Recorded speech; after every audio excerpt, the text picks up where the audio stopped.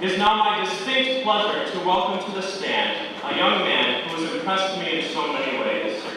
As a student, he is unrivaled, a student who approaches each academic challenge with determination and creativity.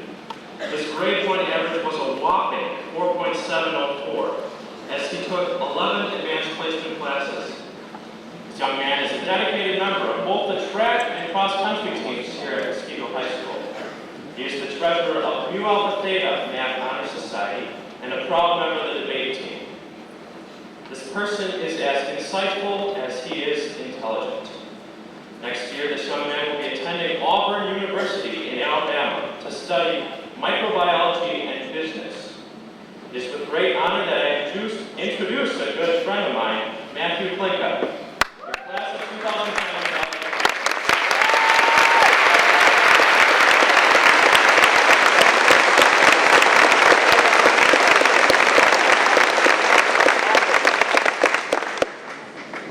Good afternoon. Thanks for coming. Senior class, it's finally time. We're free at last. And I'm sure for many of us, myself included, graduation could not have come soon enough. 4 years ago, we entered Muskego High School scared, full of anticipation, but excited. 4 minutes from now, I'll be thrilled this speech is over. Of course, you may be even more thrilled. It hardly seems fair. I worked hard for 4 years, and I'm rewarded with another essay to write. You worked hard for 4 years, you have to endure this speech. But of course, this isn't the end. It can't be. I know many of us are off to college. Others are joining the military. And others want to get a head start in the workforce. In just a few minutes, we'll be off to make our marks on the world, just like Ozymandias in the poem by Percy Shelley.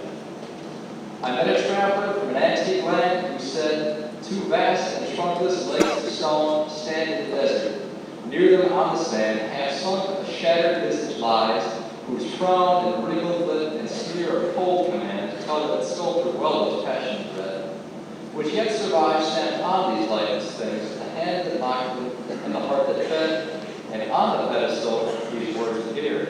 My name is Ozymandias, King of Kings. Look on my works, ye mighty, and despair. Nothing beside remains around the decay of that colossal wreck. Despair, lone and level sands stretch far away."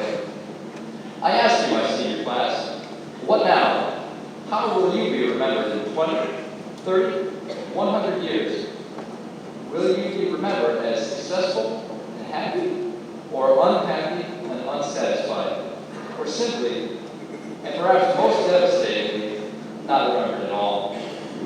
So, I say that as we go forward into the future, we should not let our fear of the unknown, our fear of failure, deter us from accomplishing our dreams and leaving our mark on the world for decades to come. How do we accomplish our dreams? Well, we must learn to overcome our fear of failure. But unlike President Roosevelt, I don't think the only thing we have to fear is fear itself. Part of overcoming your fear of failure is, in the words of Bill Cosby, decide that you want it more than you were afraid of it. And he's right. That is how we will become successful. So, while we're all here celebrating one more step for the rest of our lives, let's take a look at a person you may know, who persevered and turned his failures into successes. We all know Thomas Edison. He was a genius. And the reason we don't go all-nighters by candlelight. But do you also know of many failures? Failure was what led him to success. Once, while he was working to develop a better battery, a discouraged assistant came up to him and suggested that Edison must be ready to quit after having performed some 50,000 tests without success. "You must be pretty downhearted at the lack of progress," the assistant said. Edison replied, "Downhearted?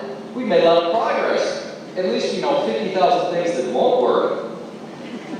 We also know it took him more than 2,000 tests to find the right filament for the light bulb. Yet he eventually found success and look where it led us today. Does this mean we should recklessly live the rest of our lives with no fear of failure? Well, no. Failures hurt. A lot. We still have found a cure for cancer. The failed re-entry of the Columbia shuttle still haunts our nation.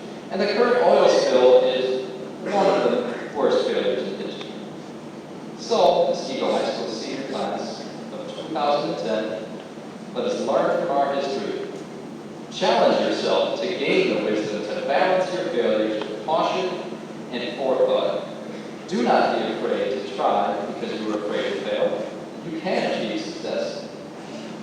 Find your own way to overcome your fears and leave a legacy you can be proud of. It will be difficult. Not all of us can be pharaohs like old Ozymandias. I know my college doesn't offer that nature. But I know that each and every one of you has the ability to overcome your failures and achieve success to be remembered for generations to come. Thank you.